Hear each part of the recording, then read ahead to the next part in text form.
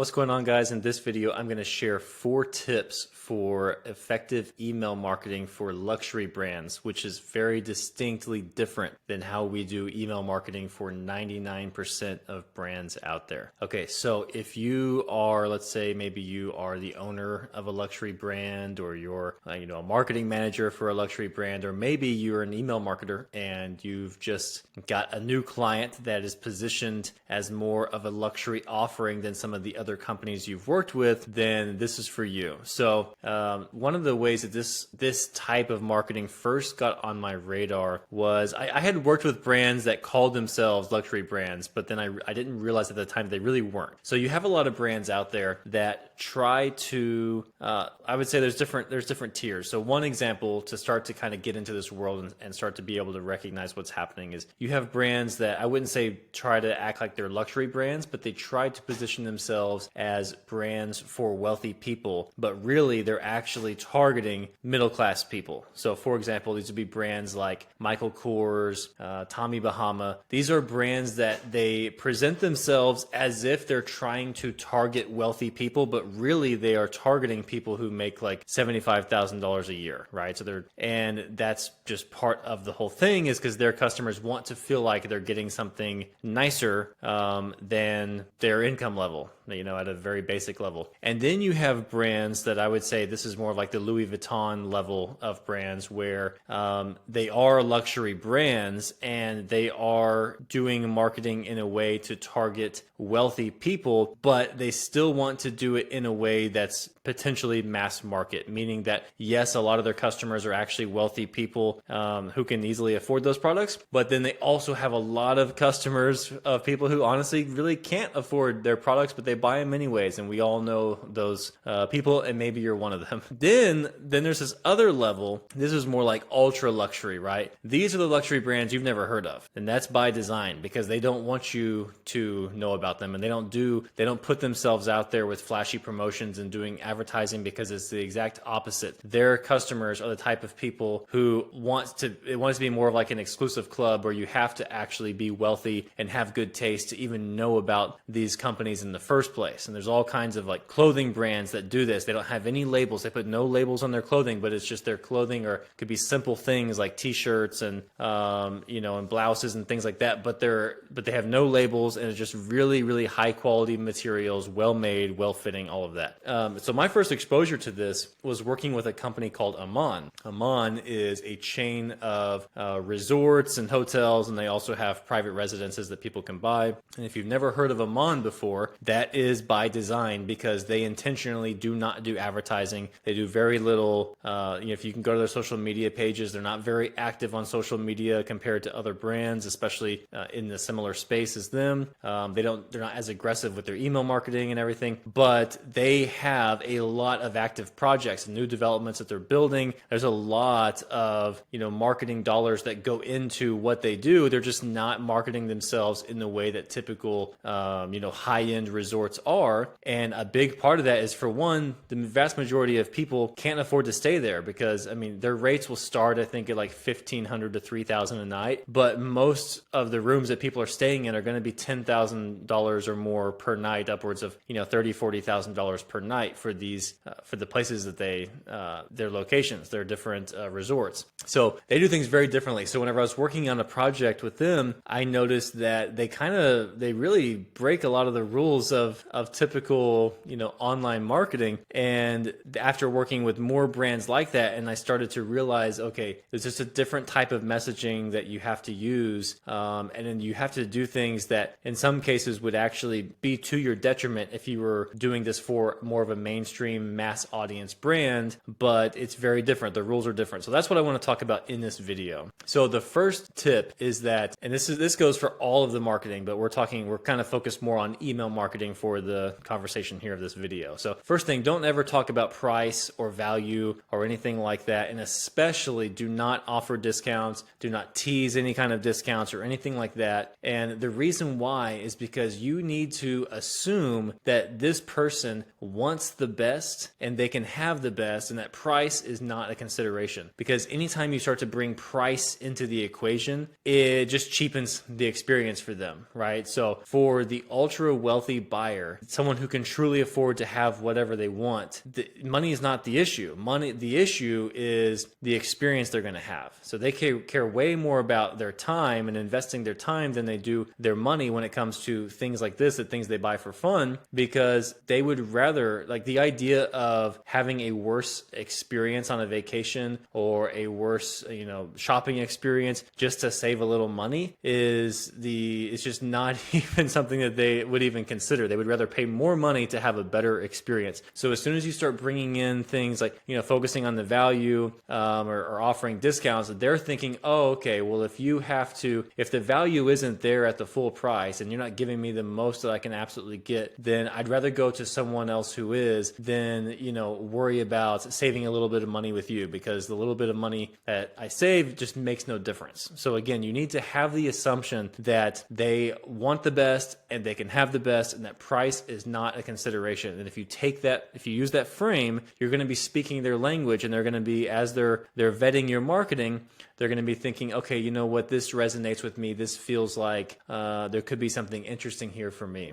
Tip number 2 is to avoid, this kind of picks up where we left off with the previous tip, avoid all gimmicks, marketing tricks, or anything that's just trying to be flashy and attention grabbing. All of those things are major turnoffs to the ultra wealthy buyer. The reason why is because these people are marketed and sold to more than anyone else. If you think about it, the way that marketers are good with their targeting, so meaning example, if you're going to be sending out direct mail, you can target zip codes, you can target the highest income earning zip codes, with your service business. If you have a local service business, or if you open up a medical practice or something and you're trying to reach these people, you can target them by zip code. Obviously, they're gonna live in neighborhoods that are going to keep people from soliciting in their neighborhood and knocking on doors. But if you go to any of the nicer suburbs in your area, I know this because I've actually done this from running a local service business myself in the past and having been the one who passed out flyers. When you go to the nicer neighborhoods that aren't gated, but they're still like the nicer, higher income neighborhoods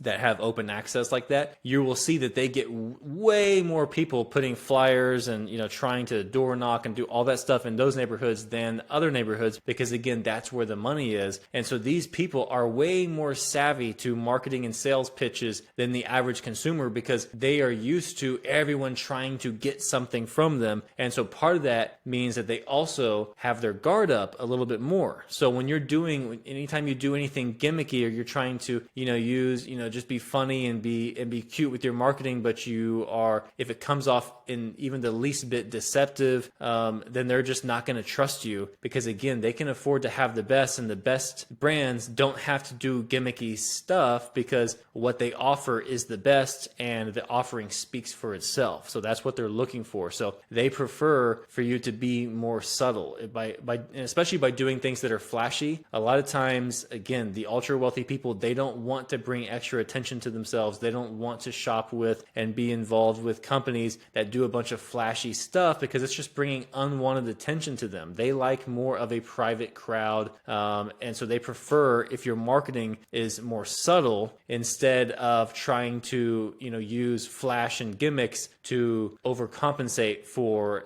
the lack of quality in the product or service. Okay, tip number 3 is to get to the point, but then expand in detail. So here's what I mean by this. So affluent people, they value their time more than anything else, because once you have enough money can solve a lot of the inconveniences of life. And then it gets to where your time is so much more valuable, because for one, you can likely make a lot more money with your time. And for two, it's like that's for most people who, especially if they weren't born wealthy and they actually generated their wealth themselves, it's having that time freedom was the driving force behind them wanting to get wealthy in the first place. So they don't like to waste time, right? And again, going back to the fact that they are the ones who are constantly getting pitched on things. So they're just annoyed by getting pitched constantly. So you need to get to the point right away, meaning if you send an email about something, you need to get to the point right away. Do not waste their time. But the caveat here is that these types of buyers are looking to have a deeper experience with the companies they buy from, meaning that if you have some nice brochure for, your resort or your product, or, the service, whatever it is, if you have some like really nice, something that actually costs you a little bit of money to produce, whatever the marketing materials are, they will actually sit there and go through page by page and read every single line, assuming you have great imagery, you're telling a great story and it's compelling copy and everything, of course. But they're the type who want to, deep dive into the sales experience and really immerse themselves and enjoy that experience. But they're only going to do that if you've hooked their attention from the first place. They're not just going to go straight into anything like that. Meaning they're not going to read some really long email that you send right away. You need to send emails that are a little bit more to the point, and then give them the opportunity to get more information for a deeper dive. So don't try to bombard them with too much at once, because again, it's just not even going to register on their radar, because they are going to be more picky about their time, and they don't like these long, typical digital marketing sales letters. They would rather have, they're